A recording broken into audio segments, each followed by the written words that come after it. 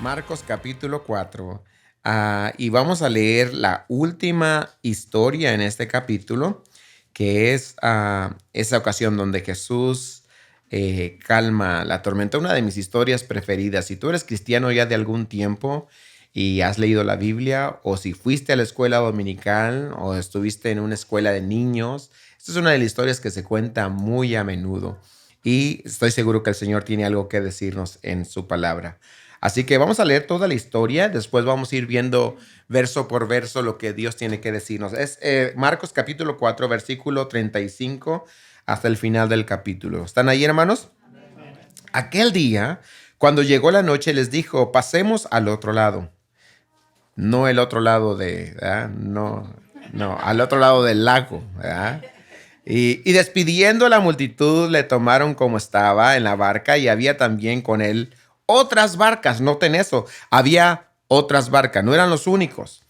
Pero se levantó una gran tempestad de viento y echaba las olas en la barca de tal manera que ya se anegaba, se hundía es la palabra. Y él estaba en la popa. ¿Qué estaba haciendo Jesús? Sobre un cabezal. Te tiene que dar gracia eso, ¿no? Y más adelante vamos a ver, pero Jesús está durmiendo en medio de la tormenta.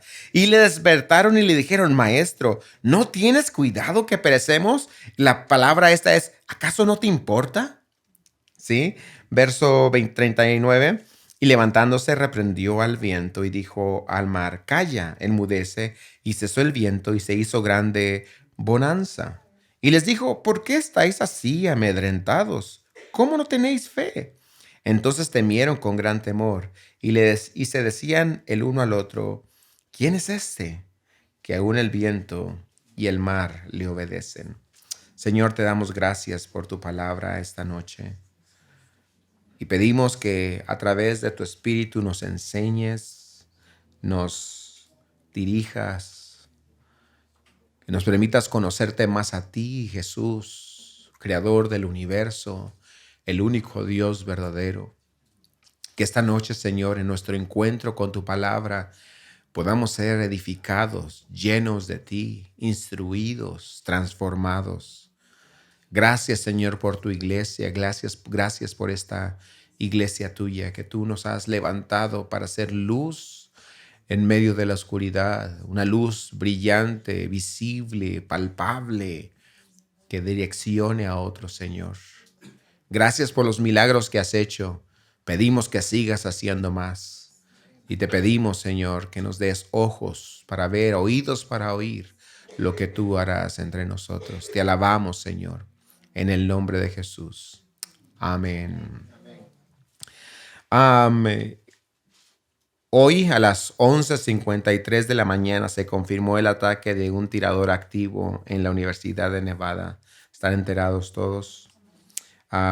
Se clausuró las clases y definitivamente cuando suceden estos casos de aparente locura y obvia maldad expresada en el daño hacia el inocente, provoca una oleada de emociones en las personas. En mí nada más lo escuché y hasta escalofríos da de pensar que esto suceda. En algunos otros, por ejemplo, los que estuvieron ahí, sé que algunos de ustedes jóvenes aquí estudian ahí, y saber que tú pudiste estar en ese lugar o que algún amigo estuvo ahí, mentalmente puede ocasionar situaciones difíciles de asimilar, estoy seguro.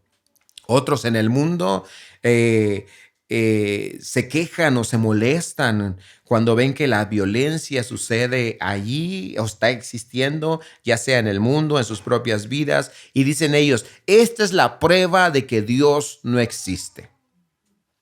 Dicen las personas, esto prueba de que Dios, o por lo menos si existe, a Dios no le importa lo que está sucediendo. Otros dicen, bueno, quizá le importa, pero no puede hacer nada al respecto.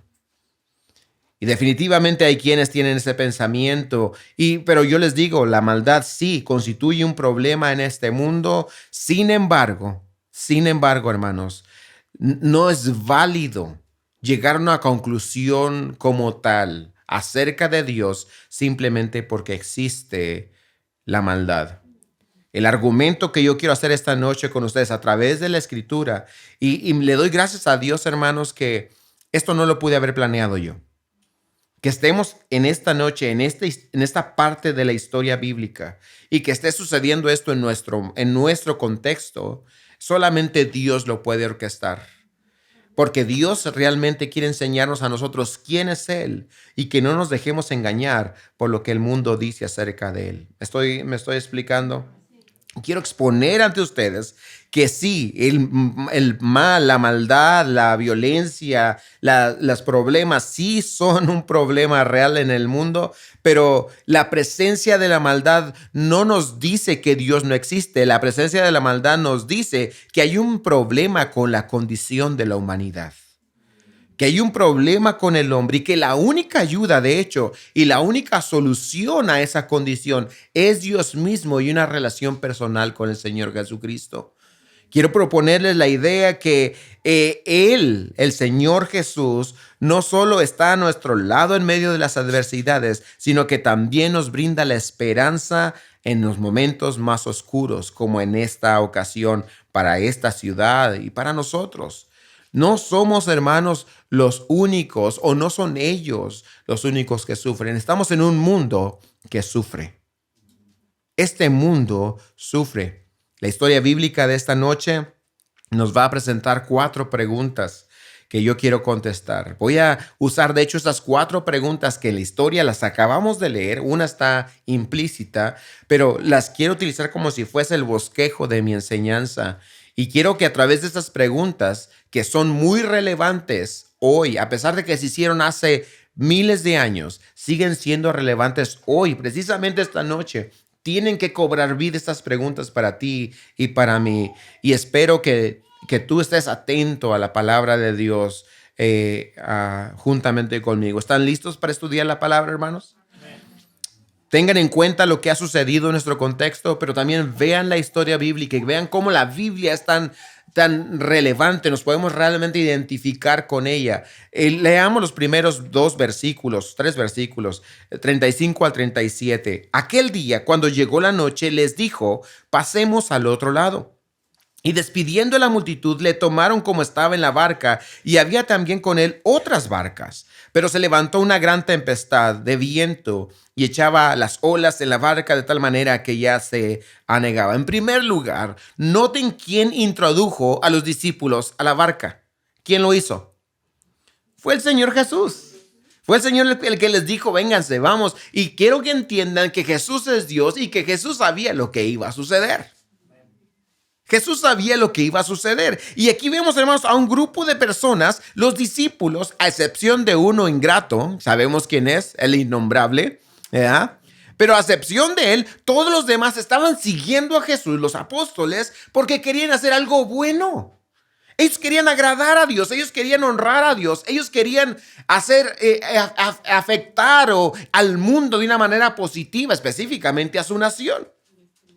Y sin embargo, Jesús los está llevando en la barca y él sabe que van a atravesar una tormenta. Y dices tú: ¿por qué la gente buena sufre? Les digo esto, hermano, no solamente la gente buena sufre. ¿Se dan cuenta que hay otras barcas juntamente con él? Estas otras barcas están ahí, se mencionan. Lo interesante es esto. Yo no sé si realmente las otras barcas también se desprendieron de la bahía para ir al otro lado del lago, pero si es el caso, yo prefiero estar en la barca donde estaba Jesús. ¿Están entendiendo el punto? Pero todos sufren. El asunto es que hay unos sufren con Cristo y otros sufren sin Cristo. Pero todos sufrimos. Todos pasamos por circunstancias difíciles. Las condiciones geográficas eran perfectas. El mar de Galilea está bajo el nivel del mar y está rodeado de montañas. Y es conocido el mar de Galilea por crear naturalmente estas. Recuerden que el mar de Galilea en realidad es un lago. Pero es conocido hasta nuestras fechas que se levantan estas tormentas impredecibles simplemente porque hay un cambio de presión atmosférica en el aire. El aire frío de las montañas desciende al aire caliente de la bahía, del lago, y se transforman en tormentas. Y esto es lo que algunos dicen, pues esta es la tormenta perfecta. Los elementos se unieron para que esto sucediera. Y lo cierto es, hermanos, que las tormentas perfectas nos rodean a todos en el momento menos esperado. Nadie tenía planeado lo que iba a suceder el día de hoy en la universidad. Y las tragedias y las dificultades que suceden en tu vida no las planeas tú, pero simplemente parece que están orquestadas de una manera fenomenal. Y la pregunta, hermanos, que está aquí, está implícita, no está escrita, pero está implícita, es esta. ¿Son el sufrimiento y la maldad prueba de que Dios no existe? Está en su pantalla. ¿Son el sufrimiento y la maldad prueba de que Dios no existe? Es una pregunta. Para muchos la respuesta es sí. Es cierto, el sufrimiento, la maldad, sobre todo cuando la vemos en inocentes, nos consterna a todos. ¿Están de acuerdo, hermano? No creo que ninguno de ustedes este día, cuando escucharon las noticias, se alegraron y dijeron, ¡qué bueno! Al contrario, todo nos impacta, nos duele y quisiésemos tener las fuerzas o los recursos para poder ayudar al inocente y castigar al malvado. Cuando escuchamos de la gente inocente sufrir, cuando escuchamos de niños ser torturados, cuando escuchamos de gente ser asesinada, escuchamos de guerras injustas, a todos nos consterna, a todos nos da rabia. ¿Has sentido eso tú? A todos nos da. Sin embargo, algunos dicen que el sufrimiento es prueba de que Dios no existe. Y lo dicen de esta manera. Espero pongas mucha atención porque esto puede ser algo, vamos a entrar en un asunto filosófico un poquito, pero quiero que entiendan de dónde vienen estas personas. Esto es lo que dicen las personas que creen que la maldad prueba la inexistencia de Dios. Este es el argumento. Si Dios es todo bueno y todopoderoso, un Dios así no permitiría el sufrimiento innecesario. ¿Están escuchando el argumento? Si Dios es todo bueno y todopoderoso, pues porque Él es bueno y porque todo lo puede, no permitiría el sufrimiento en la humanidad. Sin embargo, dicen ellos, observamos constantemente el sufrimiento injusto. Por lo tanto, al menos una de estas premisas es cierta. Y ellos dicen, o Dios no es bueno y permite lo malo, o Dios no es todopoderoso y no puede controlar la maldad, o simplemente Dios no existe.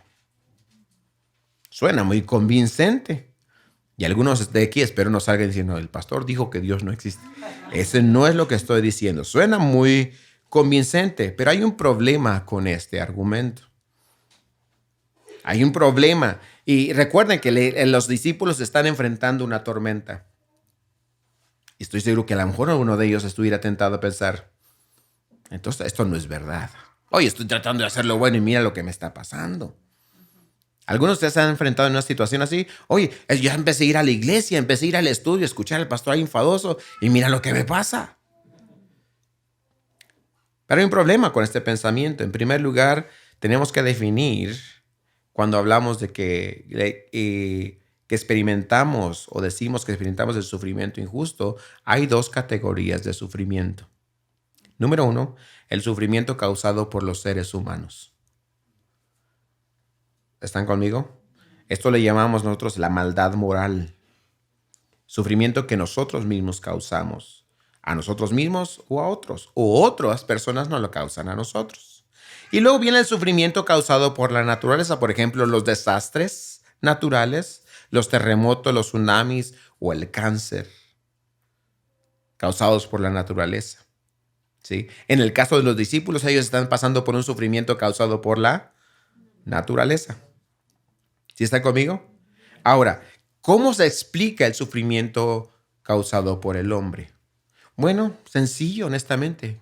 Dios nos dio a todos nosotros algo que se llama libre albedrío. Te dio la libertad de decidir. Te dio la libertad de que tomes unas decisiones e incluso la libertad de que decidas en contra de su voluntad. Lo que estoy tratando de decirte es de que el hecho de que existe o que el hombre tome malas decisiones no significa que Dios es malo. Si tomas malas decisiones y actúas mal, lo único que significa es que tú eres malo. Y que Dios te ha dado a ti la libertad de elegir. Dios es bueno siempre. Dios es bueno siempre. ¿Están entendiendo, hermanos? Además,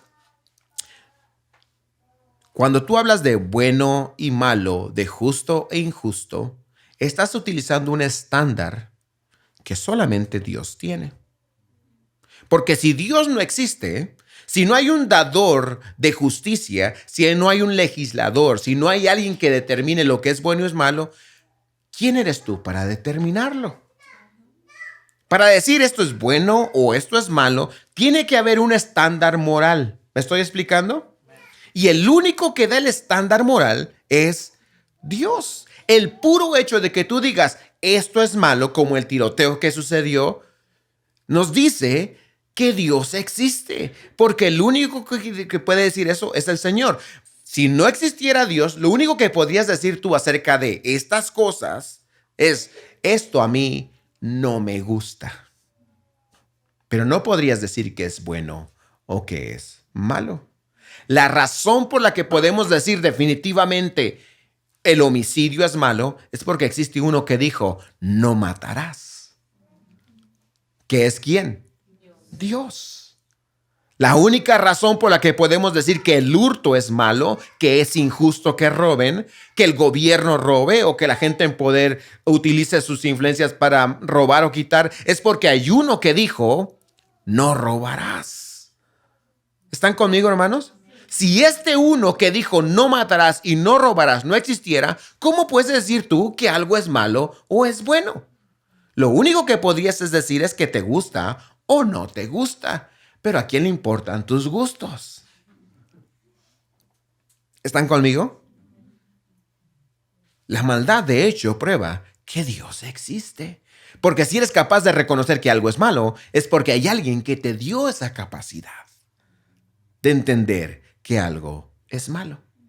Ahora, con respecto al sufrimiento natural, pues eso es otro dilema, pero que es fácil de entender también para nosotros. O sí, que haya maldad y que un niño esté enfermo, que a un niño le dé cáncer. Por ejemplo, escuché a un ateo que dijo esto: ¿cómo es posible que exista un Dios que permita que los niños inocentes de 2 años, de 1 año, tengan cáncer? Y la indignación que siente esta persona por el sufrimiento de un niño es válida. ¿Están de acuerdo? Que tú te sientas indignado, que te sientas enojado, que te sientas frustrado, que te duela el sufrimiento del inocente es válido. Pero una vez más, no es lógico si tú crees que Dios no existe. Porque el único que puede determinar que es malo que el inocente sufra es Dios. ¿Me estoy explicando? Porque si solamente crees en la naturaleza, la ley de la naturaleza es esta, la ley del más fuerte. Si lo único que crees es en la naturaleza, entonces ¿de qué te quejas? La ley de la naturaleza dice que pues, sobrevive el más fuerte. Lo ves en la naturaleza, lo ves en los animales en la sabana. Una leona tiene 3, 4 cachorros. El más débil va a morir irremediablemente. Y nadie, ninguno de los animales va a quejarse, ni van a hacer un duelo, ni van a decir esto es injusto. Al contrario, los animales aprovechan la oportunidad para seguir avanzando. Tú y yo decimos, esto no está bien, esto sí está bien, porque Dios puso en nosotros el sentido de la justicia, de la verdad y de lo bueno. ¿Están entendiendo, hermanos? Cuando vemos esta situación y vemos la naturaleza. De hecho, para nosotros los cristianos es mucho más fácil lidiar con las catástrofes naturales, con las enfermedades, porque nosotros creemos en un Dios todo bueno, todo misericordioso y que tiene un plan perfecto. Todas las cosas a los que aman a Dios les ayudan a bien. Esto es a los que conforme a su propósito son llamados. Y creemos los hijos de Dios que ya sea que Dios restaure lo mal hecho aquí en la tierra o un día lo va a restaurar en el futuro, pero Dios un día va a restaurarlo todo. Y los hijos de Dios por eso podemos pasar por los sufrimientos indecibles, inimaginables, pero podemos atravesar de ellos porque confiamos en el Señor.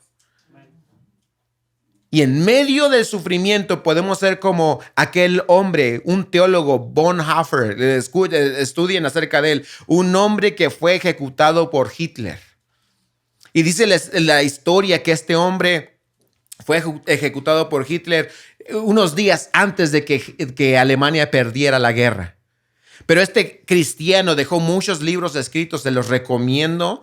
Bonhoeffer, así se apellida, Dietrich Bonhoeffer, así se llama. Y este hombre, cuando iba a ser colgado, murió colgado, dice la historia, y los que lo rodeaban decían, nunca había visto a un hombre tan cercano a Dios y tan cercano a la muerte al mismo tiempo. ¿Cómo es posible que un cristiano pueda hacer eso? Porque los hijos de Dios sabemos que nuestro Dios es justo y Él un día va a pagar la injusticia y va a remediar las injusticias de este mundo. Este hombre no murió con desesperanza. No le tocó ver la derrota del imperio fascista. Pero él sabía que Dios es justo. Y eso somos nosotros. Confiamos en el Señor. Pobre de aquel que dice ser ateo. ¿Cómo le hace él? No hay esperanza para él. Lo único que le queda es sufrimiento. Lo único que le queda es desesperación o apatía en el mejor de los casos. Que diga, me importa nada, me vale. Pero una vida apática no es una vida de gozo.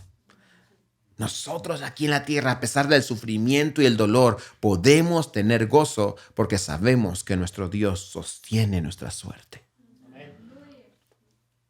Y así que vemos la historia, hermanos, de los discípulos entrando en esta gente buena, entrando a una tormenta cuando no la esperaban. Pero eso no prueba que Dios no exista. Al contrario, prueba de que Dios tiene un plan. Y Dios para esta ciudad de Las Vegas y para ti y para mí tiene un plan perfecto. Amén, hermanos. Amén. El sufrimiento, nunca permitas que el sufrimiento te haga dudar de Dios.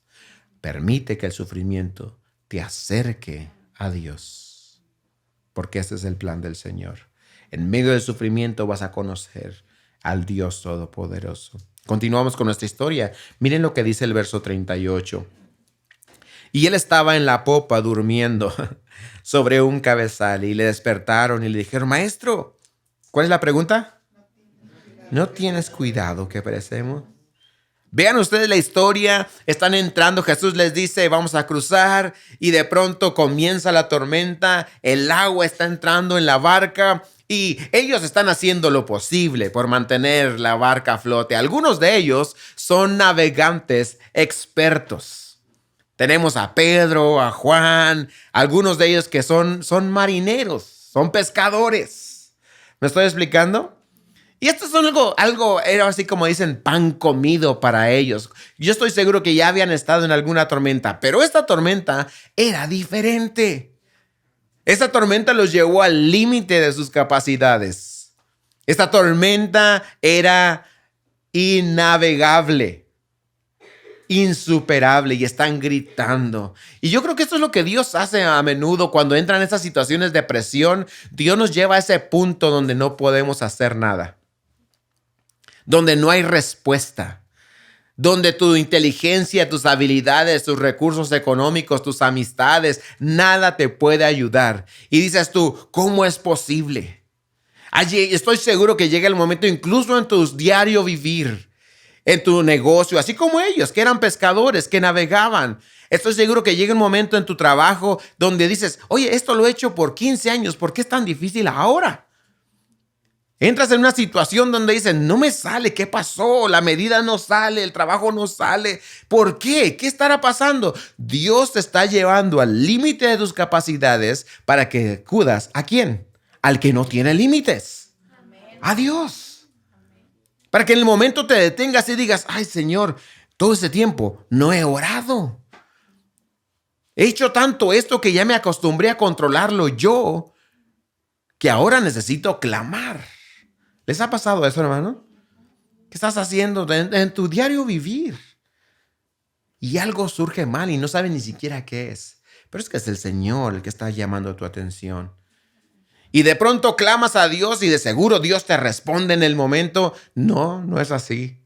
En ocasiones como el Señor Jesús y los discípulos. ¿Y dónde está Jesús? De seguro tiene un remo por ahí. Ah, no, Jesús está mimis. ¿Verdad? Jesús está mimis, durmiendo. Una aparente desconexión de parte del Señor Jesús. Los gritos, el clamor, desesperados. ¿Y Jesús qué? Durmiendo. Hay silencio de parte de Dios. ¿Alguno de ustedes ha experimentado el silencio de parte de Dios, hermano? ¡Qué desesperante! Yo he experimentado eso y digo, Señor, ¿dónde estás, Señor? ¿Verdad? ¿Acaso ya no me amas? ¿Acaso ya no te importa, Señor? ¿Acaso? O quizá la pregunta es, ¿o acaso esto no puedes arreglarlo tú? ¿Están conmigo, hermanos? Creo que implícita en la pregunta de los discípulos, esta de, ¿acaso no te importa? También está el, ¿o no puedes, Jesús? Y ya me imagino al Señor ahí. ¿Que no me importa? ¿Que no puedo? Si a eso vine, me importas. Por eso dejé mi trono para nacer en un pesebre. Por eso me hice hombre, me humillé y tomé la forma de siervo, porque me importas. Porque me importas, habito contigo. Yo no tengo necesidad de estar en esta barca, pero estoy aquí porque me importas. Esta no es mi necesidad, esta es tu necesidad y yo me he encarnado porque me importas. Voy a la cruz porque me importas. Voy a vencer al diablo, la muerte, el pecado y el mundo porque tú y tu vida y lo que sucede en ti me importa. Y voy a resucitar de entre los muertos y una de las promesas que te voy a dejar es esta, que estaré contigo todos los días hasta el fin del mundo. ¿Por qué? Porque me importas. ¿No le importa al Señor? Claro que sí le importa. A esta promesa, a esta presencia de Dios encarnado. Estamos a punto de celebrar Navidad. ¿Qué es Navidad? Dios con nosotros, Emmanuel. El Dios trascendente. Este Dios que no puede ser comparado a nada en esta tierra. Este Dios que es por encima de la materia, del tiempo y del espacio. Este Dios incomprensible. Este Dios inalcanzable, porque es trascendente, se hizo inmanente. Esta es la palabra, inmanente. ¿Qué significa? Que está entre nosotros y que le importamos. Que verdaderamente lo que le sucede a su creación, a ese Creador todopoderoso, le importa y Él es parte de cada elemento de la creación, tanto las cosas grandes como las cosas pequeñas. Dios está involucrado en cada amanecer, como está involucrado en el nacimiento del insecto más pequeño en esta tierra, porque Dios le importa. Dios tiene, dice el Señor Jesucristo, no se venden tantos pajarillos por cierta cantidad de dinero. Y les digo esto, ninguno de esos pajaritos cae en la red, sino Dios que lo permite. Porque a Dios le importa. Y si Dios le importa el crecimiento de las hierbas y el color de las flores y le importa a los pajaritos, ¿cómo no le vas a importar tú que Él pagó con su sangre preciosa por tu vida? Claro que le importas. Ese es el Dios inmanente. Oh, que el mundo necesita conocer, mis hermanos, que hay un Dios a quien le importa lo que le sucede a esas personas. Y los únicos que pueden dar ese mensaje somos tú y yo. Los únicos que podemos salir como Jesucristo caminó y anduvo de arriba y para abajo enseñándole a todos que le importa, somos tú y yo y ahora. Por eso Jesús sanó a aquella enferma, a la suegra de Pedro, pero también fue y sanó a la hija de un noble. El Señor le importaba a cada individuo y el Señor quiere usarte a ti para hacerle ver a esas personas en la universidad, estudiantes. No caigas en la desesperación de los demás. Tú tienes a un Dios a quien le importa lo que está sucediendo. Padres de familia, hermanos, hermanas, sin importar tu edad, a Dios sí le importa. Y porque a Dios le importa, porque Él es inmanente, podemos disfrutar de su cercanía constante. Oh, qué glorioso saber que en medio de la tormenta, ahí estaba Jesús. Ahí estaba con ellos. Qué seguridad. Reconocer que Dios no solamente creó el universo, pero también está presente en él. Que Dios no solamente te trajo a este país y estás en esta ciudad, pero Dios aquí sigue contigo. Presente en cada detalle, porque Dios es inmanente. Puedes tener el consuelo de que Él está contigo en tus pruebas y en tus desafíos. ¿No es cierto, hermanos? Que Él está contigo. No solamente que está contigo como un observador, a ver qué va a hacer ese, sino que está contigo activamente, consolando, animando, ayudando, proveyendo, solucionando. Dios está ahí. Lo que me lleva a mi historia acerca de mi testimonio o nuestro testimonio de mi familia y mío, ahora que fuimos a pedir la visa. Si ustedes han tramitado visas, saben lo impredecible que es eso. Y resulta que nuestra cita, teníamos 2 citas, pero la verdadera, la buena cita la teníamos el día viernes, después del Día de Gracias.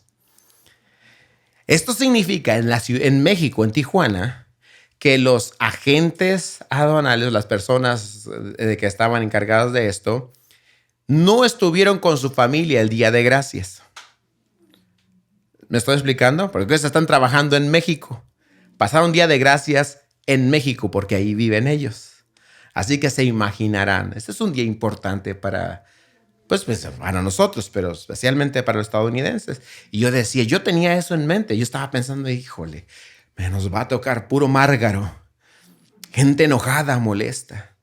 Había 100 personas frente a nosotros. Llegamos temprano y a pesar de haber llegado temprano, había 100 personas delante de nosotros. Estábamos haciendo fila y era una fila ahí grande y había diferentes ventanillas y eran como 6 personas atendiendo. No tengo el número exacto, pero eran unas 6 personas. 5 de ellos hombres, una sola mujer. Y mientras íbamos, tú vas ahí y tú estás escuchando las entrevistas que le están haciendo a otro mundo porque no se esconden. Y yo escuchaba a los hombres hacer las preguntas. ¿Y qué quiere hacer Estados Unidos? ¿Y por qué va allá? ¿Y qué no sé qué? Y yo decía, ay, Señor, estos andan enojados. Andan enojados, Señor, danos gracia. Ayúdanos. Y yo tratando de mantener mi compostura, ¿verdad? Pero por dentro, hermano, sí estaba nervioso, quiero decirles. Entonces, entre todas esas personas, la única mujer que estaba ahí se miraba la más amable. Y dije, Señor, pues, esa, Señor. Lo curioso, yo no le compartí esto a mi esposa, pero mi esposa dice que ella en su mente decía, Señor, esa no. Mi esposa estaba al revés, porque ella decía, generalmente las mujeres somos más sangronas. Y ella decía, Señor, esa no. Y yo, Señor, esa sí. Imagínate, ¿no?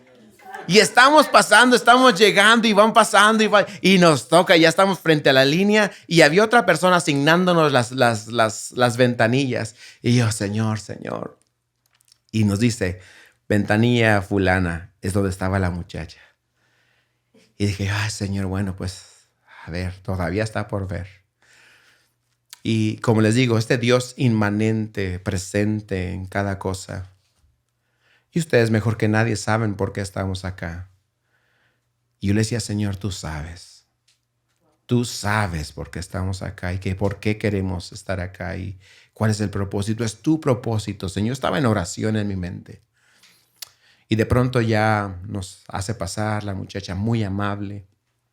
¿Y por qué quieren ir? Fíjense que, pues, primera vez que solicitan esta visa, la visa religiosa, le llaman la R1. ¿Y por qué? Pues, soy pastor y ya le medio platiqué. Y me dice ella, ¿de qué iglesia es allá en Las Vegas? Oh, ya le dije, Iglesia Awake en Las Vegas. Y me dice ella, ¿no conocen ustedes a fulanito y menganito de esa iglesia? Y dije, sí, somos así. No le dije eso. Pero le dije, sí, los conozco. Oh, yo los conozco mucho y los quiero. Por favor, salúdenme. Los agentes nunca te dicen a ti su nombre. Ella me dijo su nombre. No lo voy a decir porque esta grabación va a subir. Entonces, no voy a decir su nombre, pero me dio su nombre. Y el ambiente cambió. Pero hermanos, ¿cuáles son las posibilidades de eso? ¿Cuáles son las posibilidades de que entre toda la gente, la única persona que conoce la iglesia donde venimos y que es simpatizante del evangelio, conozca personas que yo conozco? O sea, ¿dónde, en qué mundo cabe esa idea? Solamente cuando crees en Dios, en un Dios inmanente que está presente en cada detalle. Dios orquestó esa cita desde antes de la fundación del mundo. Oh, mi fe ha crecido, hermanos, porque si Dios hizo eso para que pudiéramos estar aquí, oh, lo que el Señor va a hacer de aquí en adelante. Lo que el Señor va a hacer, hermanos, porque Dios está presente. En medio de la prueba, de la tribulación, ahí está el Señor. No solamente es inmanente para la prueba y tribulación, pero Dios es inmanente para darnos guía aún en las cosas diarias. Quizás te estás perdiendo de eso, hermano. Quizás te estás perdiendo de la importancia de decir a Dios, Dios, camina conmigo. Yo quiero caminar contigo ahora en mi trabajo, en mi escuela, en los detalles que estoy haciendo. ¿Tú crees que a Dios no le importa lo que haces? ¿Aún los hobbies que tienes? Dios te dio la habilidad. Si tú eres pintor, si dibujas, si cantas, si tocas, si yo no sé lo que haces, pero las habilidades creativas que Dios te ha dado, las habilidades físicas que Dios te ha dado, Dios te las dio con un propósito. Y las cosas grandes le importan a Él, pero también las cosas pequeñas, porque Dios es Dios en todo. Y decían ellos, los discípulos, ¿acaso no te importa? Y hoy la gente dice, a Dios no le importa. Y yo la respuesta que tengo para ellos y la respuesta que tú debes tener, oh sí, sí le importo a Dios. ¿Lo crees, hermano? Esta noche, hermano, hermana, joven, quiero que sepas, sí le importas a Dios. Déjalo obrar en tu vida. Déjalo manifestarse en tus circunstancias. Así que le hacen esta pregunta a Jesús. ¿Qué va a hacer Jesús? Verso 39 y 40. Y levantándose reprendió al viento y dijo al mar, calla, enmudece. Y cesó el viento y se hizo grande, ¿qué? Bonanza. La palabra bonanza es paz, tranquilidad. Y les dijo, aquí está la otra pregunta, hermanos. ¿Por qué estáis así amedrentados? La pregunta importante es esta. ¿Cómo no tenéis fe? Así que vemos a Jesús actuando. Le preguntan al Señor, Jesús, ¿no te importa? Y Jesús se levanta y imagínate esa escena, la oscuridad, las nubes, la tormenta, las olas, y el escándalo de los discípulos, el agua rebotando por todas partes. Jesús se pone de pie y le habla al viento, le habla al mar y les dice, cállense, enmudezcan. ¿Y qué sucede? Bonanza, tranquilidad, quietud. Esta expresión bonanza habla de que literalmente el agua se detuvo por completo. Una intervención oportuna. Porque así es Dios. Dios interviene oportunamente. No antes, no después. Dios siempre actúa en el momento correcto. Pero también observa la palabra poderosa de Jesús. No saltó, no hizo la danza del lago, ni torció los ojos, simplemente le habló. Oh, porque eso es todo lo que se necesita, la palabra de Dios. Dios con su palabra constituyó el universo. Dios con su palabra puede detener el universo. Y Dios con su palabra puede santificar a un hombre. Con su palabra puede declarar a un pecador perdonado. Con su palabra puede declarar tu pasado olvidado. Con su palabra puede declarar Dios, con su palabra, que tú puedes salir adelante. Porque su palabra es todo lo que necesitamos. No solo de pan vive el hombre, pero de toda la palabra que sale de la boca de Dios. Y Jesús obró su palabra efectiva. Espero que tú creas esto, que este libro es la palabra de Dios. Y que este libro tiene el mismo poder, la misma voz, la palabra que de Jesucristo, que detuvo las aguas, que detuvo el viento. Es esta palabra que está aquí en tus manos, poderosa porque es inspirada por Dios. Léela, medítala, memorízala, aplícala, porque es la todopoderosa palabra de Dios. No me estoy refiriendo al libro, me estoy refiriendo al contenido que hay en él. La palabra efectiva, pero también una pregunta desafiante. ¿Por qué no tuviste fe? Esa es la pregunta del Señor. Y esta es la pregunta que nos hacemos nosotros ahora. ¿Por qué es mi fe tan importante para Dios? De todas las cosas que Jesús pudo preguntar, lo único que le dijo a los discípulos, ¿por qué no creen? Y esta es la crisis de nuestro tiempo, falta de fe. Jesús dijo, cuando el Hijo del Hombre venga, ¿hallará fe en la tierra? Ese es el dilema. ¿Habrá fe en este mundo? ¿Habrá fe en la iglesia? ¿Habrá fe en los cristianos? Tenemos de todo, pero carecemos muchas veces de fe. Fe en Él, en su persona, en su palabra. Estamos haciendo de todo para mantener el barco a flote, pero no estamos confiando en el Señor y en su palabra. Y la pregunta es, ¿por qué no tuvieron fe? Porque no tuviste fe, por eso estás amedrentado. Porque no tuviste fe, por eso estás amargado. Porque no tienes fe, por eso estás limitado. Porque no tienes fe, por eso estás frustrado. Porque no depositas tu fe en el Señor. Todas las consecuencias del pecado, la desesperación, están cayendo sobre ti. ¿Por qué no tienes fe? ¿Por qué es tan importante la fe para Dios? ¿Por qué nos pide el Señor fe? Porque el Señor dijo, ¿no es cierto? Por gracia sois salvos por medio de ¿qué? De la fe en Él. Y la fe no estoy hablando de una creencia intelectual, estoy hablando de una fe entregada, una convicción que te lleva a entregar tu vida al Señor Jesucristo. Ese es el tipo de fe, una fe que te lleva al arrepentimiento, a una vida de transformación, de obediencia. El Señor dice, Pablo dijo, ahora permanecen la fe, la esperanza y el amor. ¿Recuerdan ustedes, hermanos?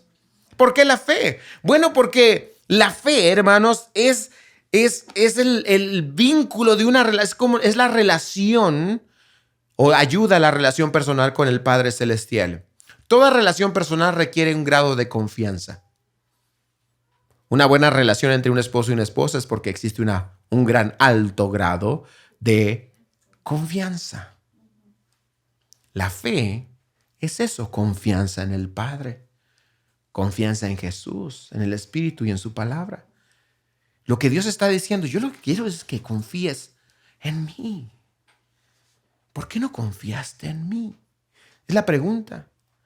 Toda relación está basada en eso. Confianza, la fe es confianza, dependencia. También es de fe importante para el Señor porque Dios es invisible. ¿Amén? No lo vemos. Y la manera de relacionarnos con un Dios invisible es con fe.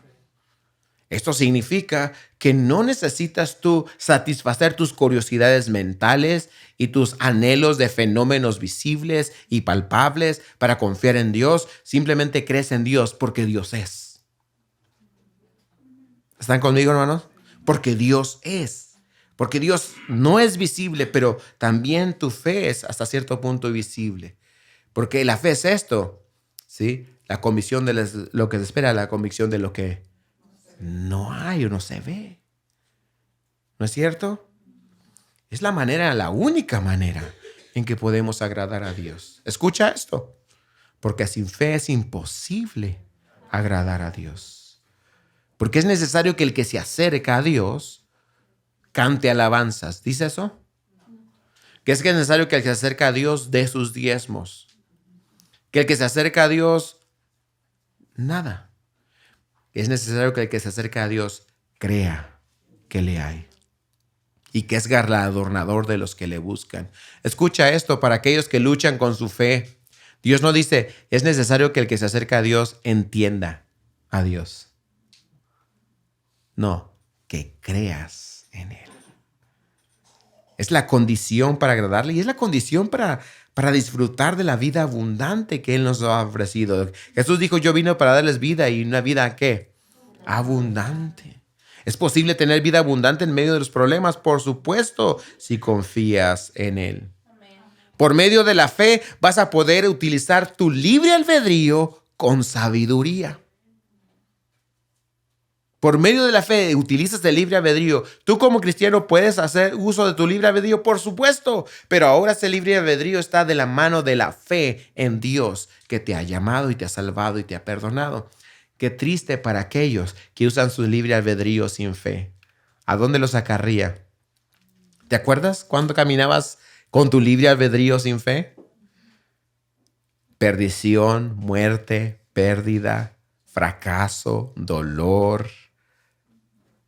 No solamente a ti, pero dolor a los que te rodeaban.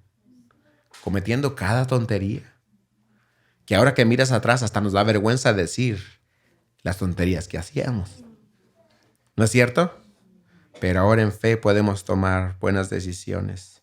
Ahora no estoy hablando de una fe ciega. Es una fe basada en la información que ya tenemos. Escucha esto, por favor.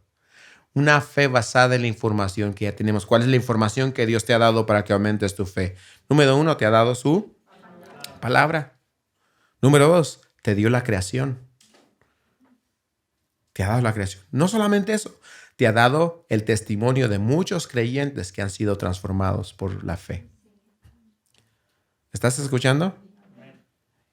Y para sellar con broche de oro, te dio la resurrección de Cristo. Nuestra fe está... Pablo dijo esto, si Cristo no resucitó, vana es nuestra fe y vana nuestra esperanza. Pero porque Cristo resucitó, nuestra fe es poderosa.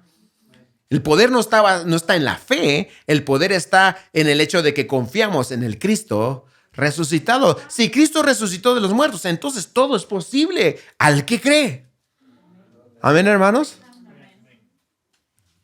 Por eso es que Dios quiere fe de ti. Por eso es importante la fe. Una fe que te lleva a la acción, una fe que te lleva a la vida de piadosa, una fe que te lleva a una relación íntima, pero también una fe que está basada en la verdad, la palabra, la creación, el testimonio de muchos y la resurrección poderosa de nuestro Señor Jesucristo. Para terminar nuestra historia, hermanos, porque el tiempo se nos está yendo, vamos a terminar verso 41. Jesús calma la tempestad y les pregunta, ¿por qué no tuvieron fe? Ahora que el Señor no te haga esta pregunta, más bien dile al Señor, Señor, aumenta mi fe. Quiero creer en medio de esto, Señor, yo quiero confiar en ti. Verso 41, ¿están ahí? Amén. Entonces temieron con gran temor y se decían uno a otro, ¿quién es este que aún el viento y el mar le obedecen? Los mismos discípulos ya han caminado con el Señor, ya han visto tantos milagros y todavía en esta aventura y en medio de esta experiencia se preguntan, oye Pedro, ¿quién es? Pues pregúntale a Juan o Tomás. Y Tomás, pues, ¿quién es? Por un lado, qué hermoso poder ser sorprendidos por Dios una vez más, ¿no, hermanos? Nuestro Dios nos sorprende una y otra vez. A mí me sorprendió cuando sucedió esta historia que les platiqué. Casi salgo de ahí del consulado. Pues, ¿quién es este? Porque Dios así es. El Dios que sana enfermos, que restaura matrimonios, que orquesta circunstancias para su gloria. El Dios que perdona pecados, que transforma vidas. ¿Quién es Él? Pero tú tienes que dar pasos, tienes que subirte a la barca con el Señor para descubrir esos nuevos aspectos. Nuestro Dios es así como un caleidoscopio que cada vez que lo mueves, ¿sí saben qué es el caleidoscopio? Esa cosita que te pones y le mueves y cambia de forma, de figura. Ese es nuestro Dios. Siempre que lo ves con un ángulo diferente, es una nueva belleza de nuestro Señor. Ay de aquel que deja de ser sorprendido por Dios. Ay de aquel que dice, oh, ya, de Dios, vamos a hablar de Dios otra vez.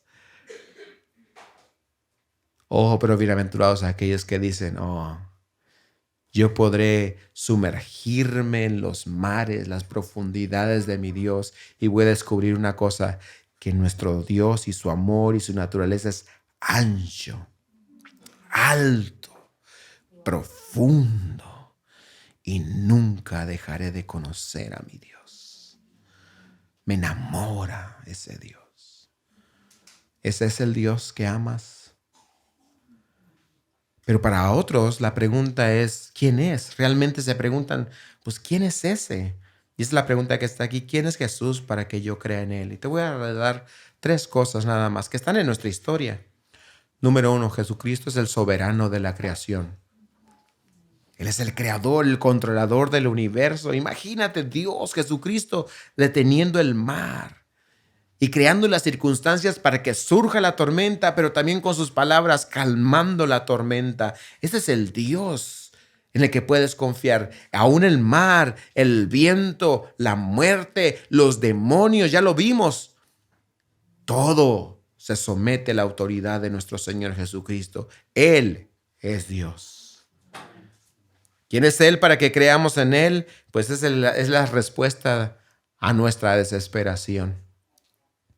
¿Viste la historia de los discípulos desesperados, gritando? Al final, ¿quién fue la respuesta?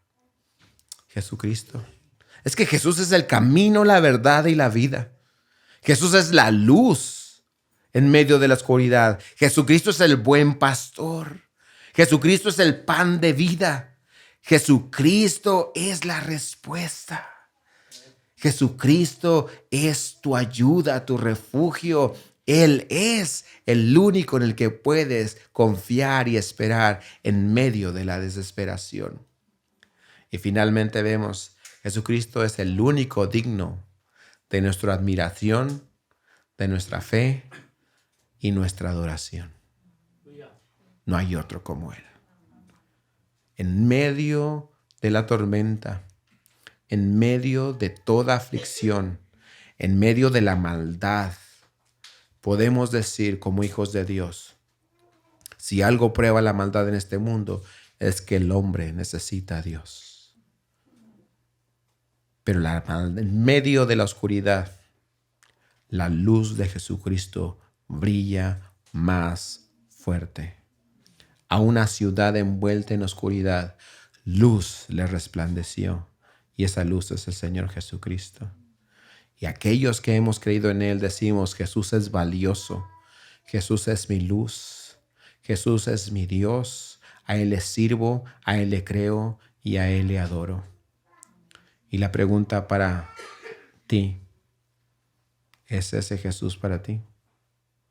¿O te encuentras solo en la barca? ¿O te encuentras desesperado todavía? Recibe al Señor, cree en Jesús, comunícale al mundo que nuestro Señor es Dios, hoy y para siempre. Oremos. Señor, gracias te damos por tu palabra. Gracias, Dios. Gracias, Jesús. Hermoso eres, maravilloso eres, digno de honor, de fe, de alabanza, de rendición. Nadie como tú, nuestro Señor. Gracias porque en medio de la oscuridad, de la maldad en este mundo, tú nos ofreces tu presencia, tu interés, tu inmanencia, Señor. Dios soberano, trascendente, pero a la vez presente, amoroso, fiel. Gracias, Señor, porque hoy nos recuerdas que nuestra vida te importa, que nuestras decisiones te importan, que nuestras debilidades y necesidades te importan, que las circunstancias en las que vivimos te importan, Señor. Hoy te decimos, queremos descansar en esa verdad. Queremos darte gracias porque podemos reposar en tu amor, en tu presencia, nuestro refugio, nuestro pastor, nuestra ayuda, nuestro pronto auxilio. Señor, gracias.